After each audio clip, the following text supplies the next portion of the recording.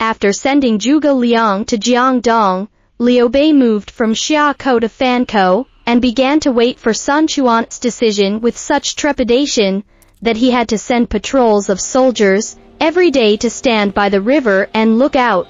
In October 208 AD, Sun Quan appointed Zhou Yu as the left commander, Cheng Pu as the right commander, and Lu Su as the commandant of Zhanjun, leading a total of 30,000 elite soldiers westward along the river to fight with Cao's army. Liu Bei was very happy to see Zhou Yu and the flotilla from Jiangdong, and immediately sent his men forward to comfort the friendly troops. However, Zhou Yu said it would be great if Liu Bei could come in person. Liu Bei had to take a small boat and come to Zhou Yu's army himself.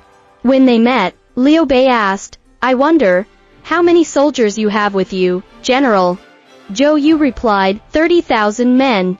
Liu Bei said that it was a pity that it was too few.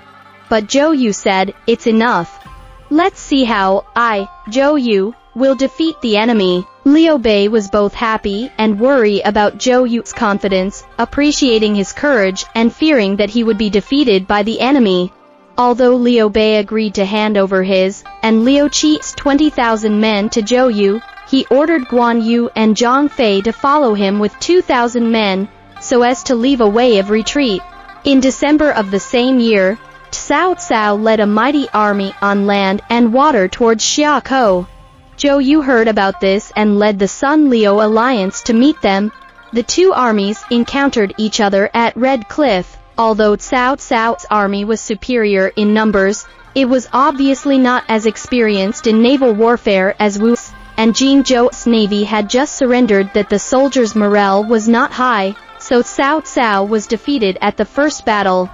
Cao had to command the navy ships to join the land forces and anchor at Wulin on the north side of the river, while the battalions of the land force were along the river bank. Zhou Yu led his army to Canton on the south bank of the river and confronted Cao's army across the river. Although the scale of this engagement was not large and did not bring too many casualties to Cao's army, but Wu's army thus controlled the right to rule the water. After that, Cao's army no longer dared to attack easily, but hunkered down on the north bank and held fast. After losing the first battle, even if Cao had been taking the enemy lightly, he now realizes the gap between the two armies in terms of water combat ability. Therefore, Cao no longer hopes for a quick victory, but rather, with his huge strength advantage, he wants to gradually switch from defense to attack and defeat the enemy by boosting the morale of his navy and stepping up drills. But things were rapidly developing beyond Cao's expectations. Epidemics began to break out in his army, with many soldiers dying of disease and the morale becoming even lower.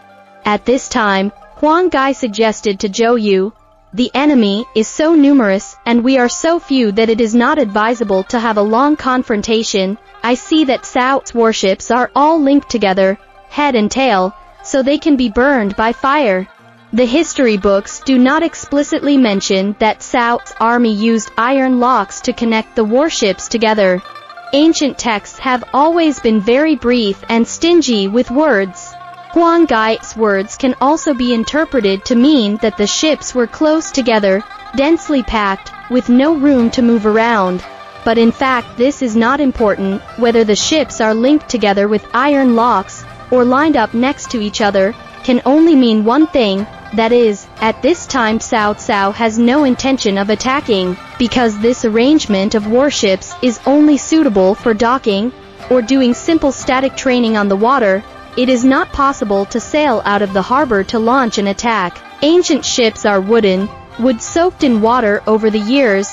It will not take long to rot and mildew, so shipbuilding would have to be coated with a layer of oil paper beforehand, waterproof, to increase the service life. The disadvantage of doing so is very flammable, so the ancient water wars are often won by fire. As a connoisseur, Zhou Yu knew it was feasible as soon as he heard it, and immediately approved Huang Gai's plan. So, while preparing fast boats, fire oil and other tools for fire setting, Huang Gai sent a messenger across the river to send a letter to Cao Cao, saying that he was coming to surrender. In the letter, Huang Gai said, "I have been deeply favored by Sun for many years, and should not have second thoughts, but it is unwise to use the 6 commanderies of Jiangdong to resist the millions of people in the Central Plains. We all understand this reasoning, but only Zhou Yu and Lu Su, these 2 guys, are stubborn. Now I surrender with all my heart, and would like to use the opportunity of serving as a vanguard to serve you, my lord." Cao Cao, after seeing the surrender letter, was at first a little skeptical, so he summoned the messenger who had delivered the letter to make detailed inquiries, but did not find anything wrong. So he said to the messenger happily, "Please tell General Huang Gai that I will give him more titles and rewards than anyone else." After Cao Cao sent the messenger back, he began a hopeful wait. Red Cliff is a place where the wind usually blows northwest in winter, but it is densely populated with lakes and waters. The climate is so complex that once if there is a continuous humid weather, a southeasterly wind will blow on the river. Cao Cao's generals and strategists, all of whom were basically northerners, were not only amateurs in water warfare, but also very unfamiliar with the local climate.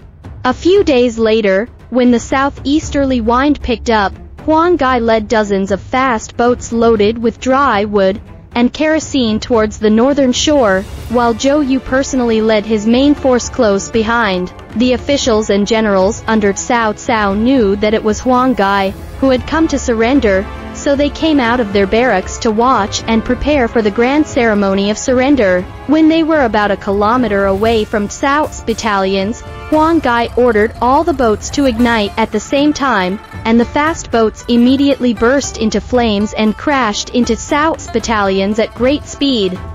Cao Cao was hurrying to order his crossbowmen to shoot arrows to stop the fireboats from approaching, but it was too late. The fire quickly ignited the Cao's ships, which were densely packed together by the gusty winds, and tens of meters of flames rose up in the air, engulfing not only the Cao's naval battalions, but also spreading to the Cao's land-based battalions in a moment.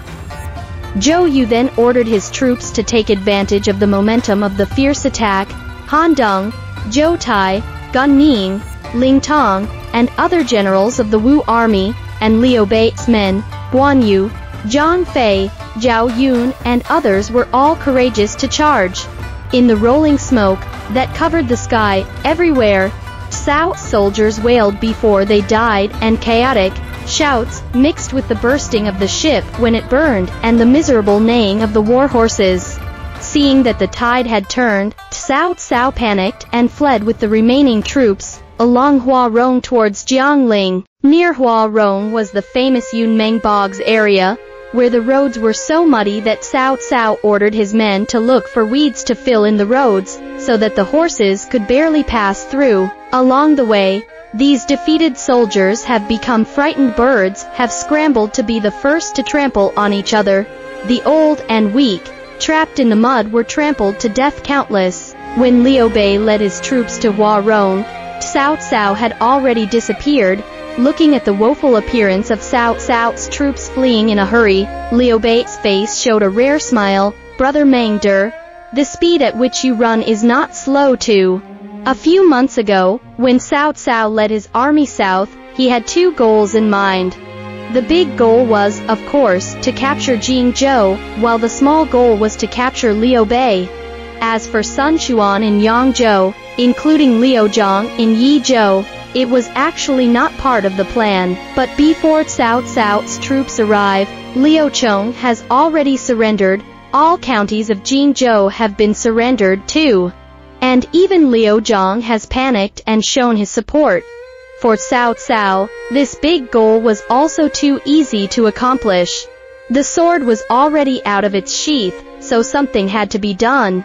Cao Cao had to quickly adjust his strategy to make Liu Bei his main opponent. But in Cao Cao's eyes, Liu Bei seems to be a less than worthy opponent. Not only is his army pitifully small, but he doesn't even have any territory. That's why Cao Cao used the word hunt in his letter to Sun Quan, and a sense of arrogance jumped off the page. In a short period of time, Cao Cao's main target of attack could be said to have changed again, and just take a step and see what happens. It fell to Sun Quan.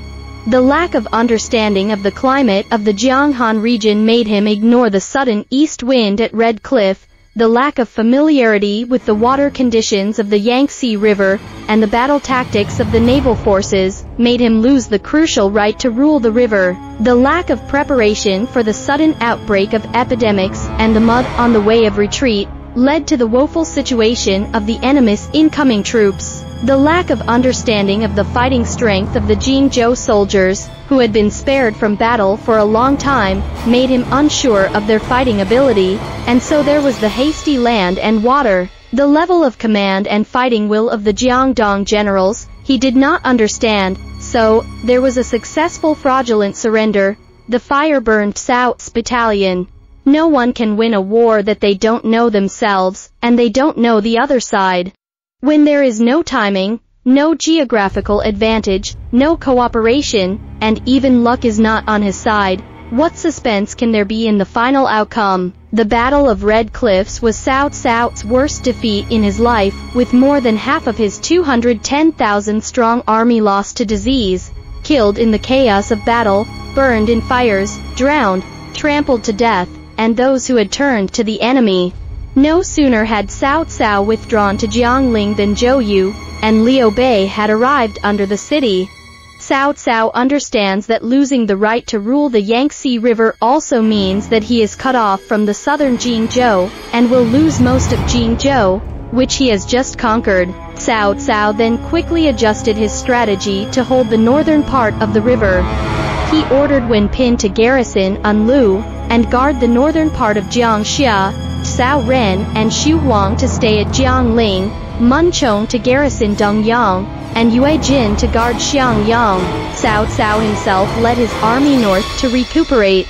At this time for Liu Bei and Sun Quan, it can be said that the best time to seize the territory to expand their strength. Zhou Yu, with his morale in full swing, started to attack the well-defended Jiangling city, while Liu Bei aimed at the four commanderies in southern Jingzhou. At this point, in Jingzhou, a fertile land that was rarely touched by war, Cao, Sun and Liu were revealed to be fierce, either working together, attacking each other, taking advantage of the weakness, or reneging on their promise. And the process of history started from the three parts of Jingzhou, and entered the prelude to the three parts of the China.